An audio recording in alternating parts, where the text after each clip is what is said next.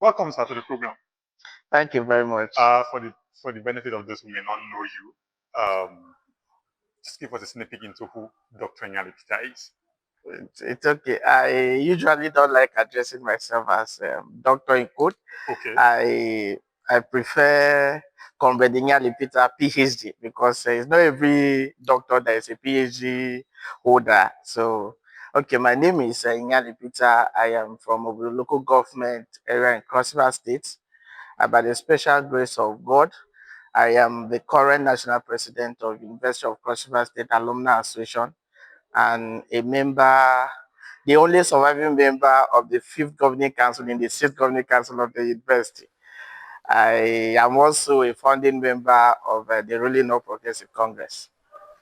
fantastic.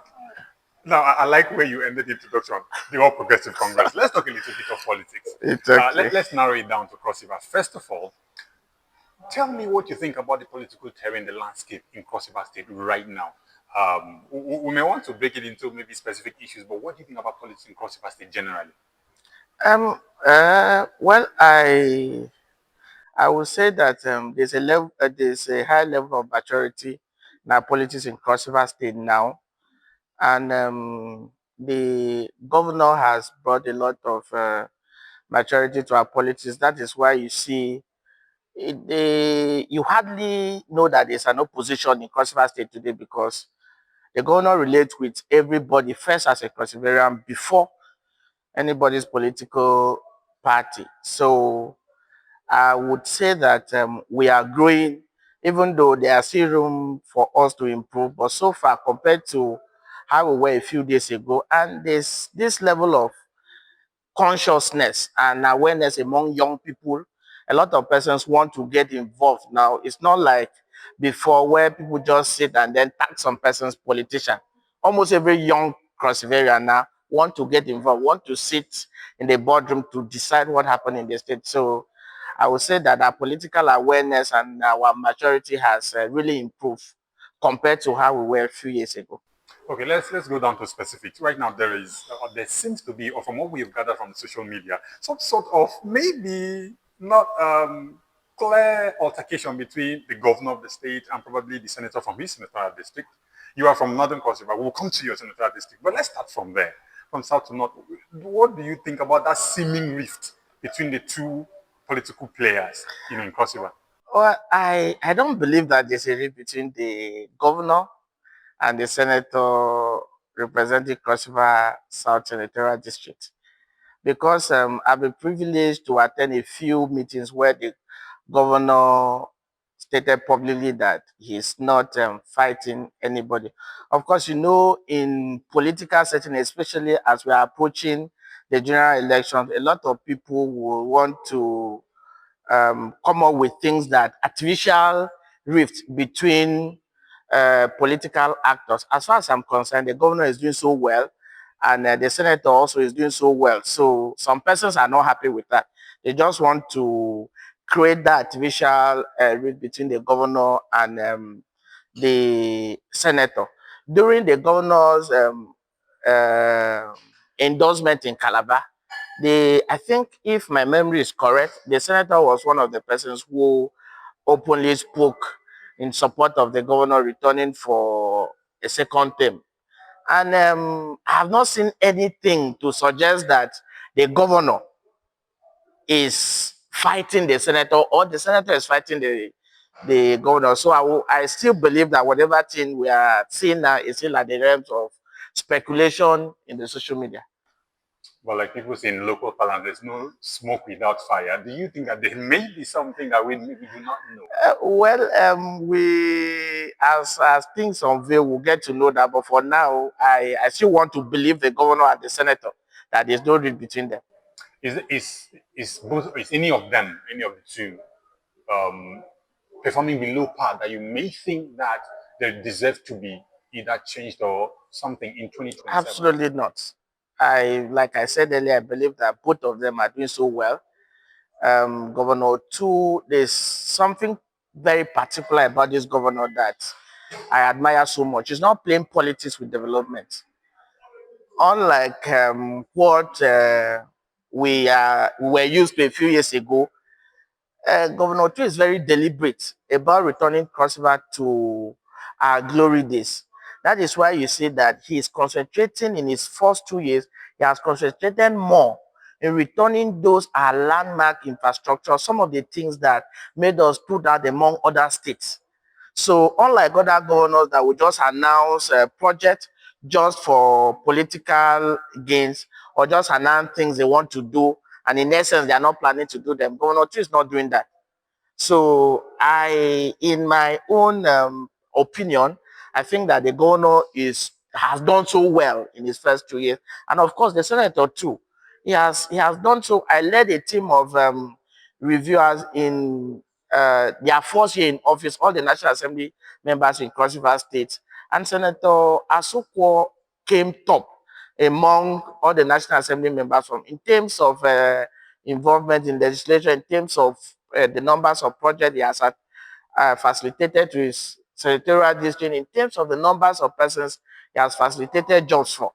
He came top. So I believe that these two political gladiators are doing so well. So there's no cause for alarm. There's no any reason for us to begin to speculate that one is outperforming the other. As far as I'm concerned, they belong to the same party.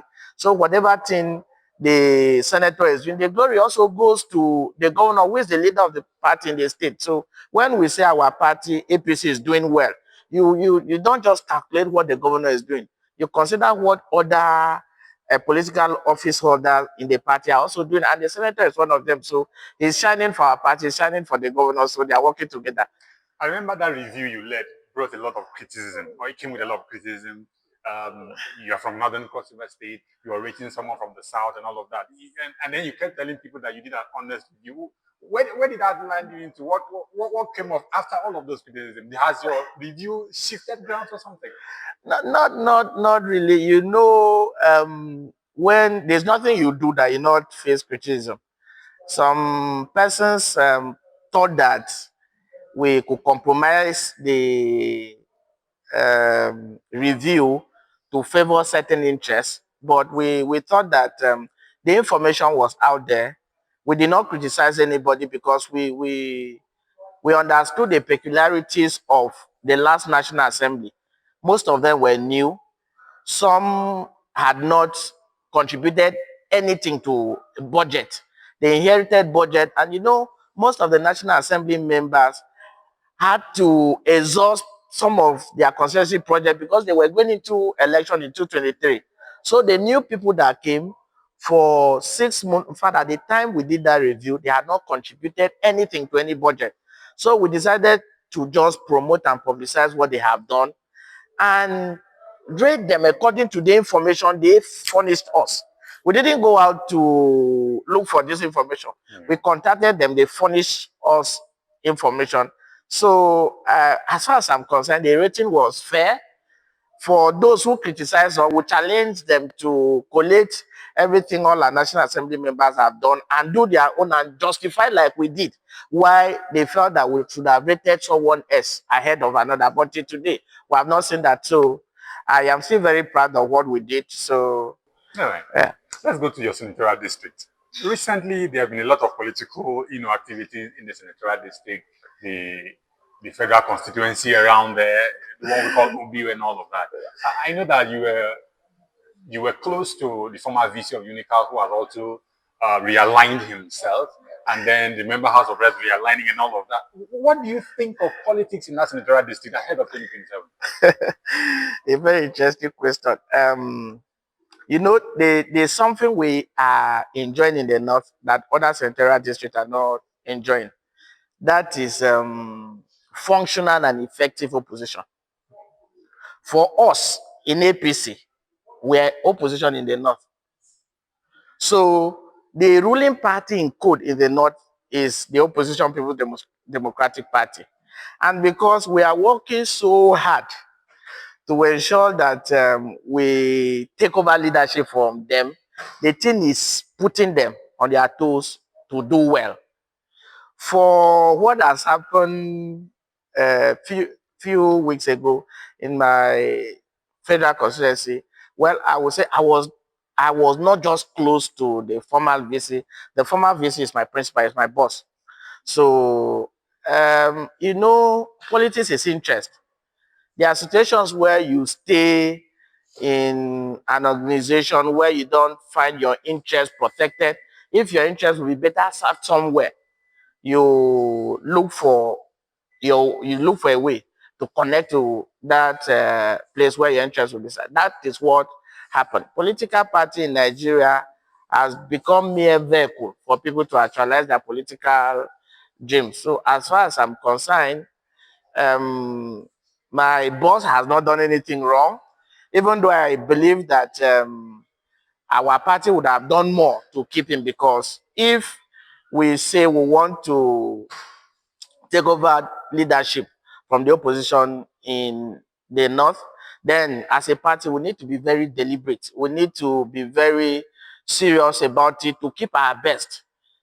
For some of us, I would say I played a very critical role in convincing our rest member to move from the PDP to our party, the APC, because I also have a relationship with him.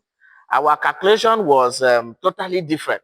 We thought that our party would do enough to keep some of our best hands, so that if we have a rest member like Respect Akpanke, whom in my rating too has done very well as a first timer, it would have been much easier for us to combine effort with the people we already had. But the situation where he has come in, and another of our very prominent members, that if you want to talk of popularity and acceptability in the North today, I don't think you can mention up to three before you mention Professor Zana Kpagu. The party allow him to live.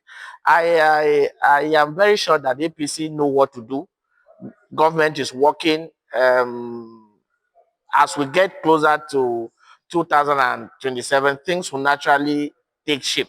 But as a person, I am not happy that Professor Akpago was allowed to leave APC. Okay, still staying in that senatorial district, there are insinuations that the former governor, Ben Ayade, may likely take another shot at the Senate, at the National Assembly, the Senate specifically. What do you make of that? Honestly, if I had my way, I would have avoided this question. But since you've asked it, my honest opinion is that if I were him, I would play the Godfather game. Okay. Yes, I'm a member of his party, but I'm also a realist. I'm always very honest to myself. I advise myself first before I allow anybody to advise me. The question I've consistently asked is that what has changed between 223 and now that you think will change the perception of the people who voted against him in 223 to now vote for him. So I would say that if he will listen to me, I would say that he should play the big brother role now.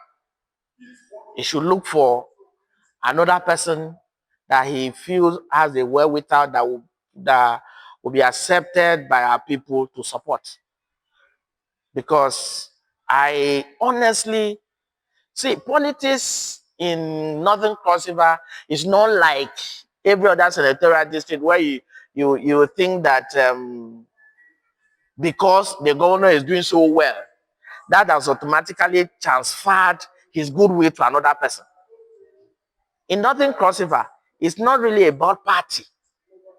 It's about personality. So if you think you belong to the ruling party and you're not doing well, if you present yourself before the people, you'll be rejected. We are discussing a situation where we have a senator that, in all honesty, has done very well in some aspects.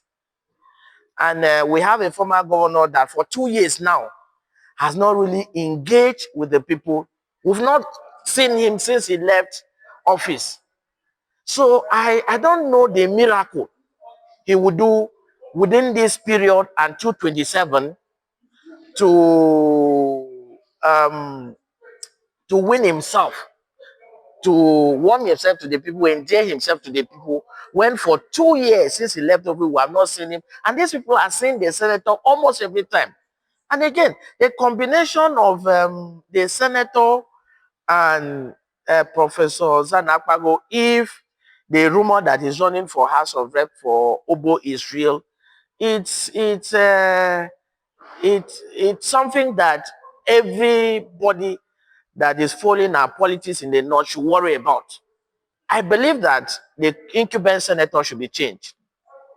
On what grounds? Like I said, he has done so well in some aspects. Okay. There are some aspects that I think that he he would have done better, and some other person can do better there. I don't believe that he's the only person that can do what he has done. So, and I see that person in Professor Zana. If Professor Zana goes to the Senate today, I am very convinced and certain that he will outperform our current senator. So if I were the former governor, I would call my brother and discuss with him that, okay, all of us will collapse our structure to support you. Please return to your formal political party because, like I said, it's about interest. I believe that the former VC left our political party because he felt his interest was not going to be protected or served in APC. So he possibly saw opportunity in another political party and he grabbed it. So if the former governor can be realistic to himself that, see, I want this senator change because beyond performances, we also build some of our political offices around rotation. Okay. And some of us from the Obodo, Bekwara, Obaleku Federal Constituency believe that the Senate has stayed for too long in Old Ogoja. It's time for the position to return to Old Obodo because in 2015, when the position was shared, when Governor Ayade picked, he did 4 years and left and became governor, it was returned to Old Ogoja. Late Senator Rose Oko was supposed to do just 8 years. Yeah. The current senator has completed that tenure. So it should come to the Old Obodo now. But I also believe that if it's coming to Old Obodo, we shouldn't just settle because of power rotation for anybody. We should settle for someone who can do better than the incumbent. And for now, I see, even though Professor Zana has moved to PDP, I still see him in my head as a senatorial material that would do better than the current senator. Fantastic. Yeah, so you have, I know that in one of your writers you had tied probably his movement to the fact that the APC himself and maybe a few others, their movement to the opposition party, to the fact that your party has not been rewarding loyalty and loyal members. Do you still retain that position? Absolutely. I still believe, I still hold that opinion very strongly. Politics is not charity. So if people invest, they should benefit. Even though our politics in Nigeria is not geological, I believe that if you believe in a party and a candidate, in a vision of a political party and a candidate, no one will be better prepared to implement those visions than you. So a situation where during election, you have loyal party members who pull out their resources to work for the party, and then immediately the candidate get into government, they seem to forget that people suffered for them to get into that government. What we are experiencing today is only in APC. When PDP was in government, we didn't see this kind of thing where immediately APC wins election, it begin to act as if the party is running a unity government. So the reward system in APC is very, very, very, very poor. And it's part of the reason why people like Professor Zana are moving. Of course, before he even moved, if you read me, I wrote a series of articles encouraging the party that you cannot have a man of his status, a man of his quality with his following, and you allow him follow like that. You create a vacuum for the opposition to happen, and that is what has happened. So I would, if the leadership of my party will watch this interview. I will encourage them to improve on their reward system. Finally, in the politics, in the political segment, are we going to see you probably on the ballot one day soon? Maybe running campaigns or stuff like that in mainstream politics. When we get to the bridge, we'll cross it. But for now, For now, I am not running the election. okay. Just before you go, tell us a fun fact about yourself. Some people say you're a very stubborn person. I'm very stubborn. I wouldn't say I'm a very stubborn person. Rather, I would say I'm a very principled person. My convictions are always very strong because I don't easily jump into taking decisions. I do a lot of analysis, and when I take my decision, like my late father told me that whatever thing I want to do, if I'm convinced that it's not against the law, it's not against God. I'm a Christian, and I am convinced that it's the right thing. Even if I'm a minority of one, I should stand by it. Possibly that is what make people assume that I'm stubborn. I'm not stubborn. And some persons think that I am also very rigid. I am not. Until you engage me, I love that if we are disagreeing, we should engage ourselves. Let's understand ourselves because I believe that it's not always that your position will be wrong, even though I am principled. If I hear from you and I know that you have a superior argument, and I think that it will serve the interest of whatever thing we want to do, I will buy into it. So I am principled, not stubborn. What do you do for fun? Well, I watch football. I drink tea, and I play football sometimes too. I'd like to thank you very much for coming on the program. Thank you very much. Thank you. Thank you. Glad to have you. Thank you.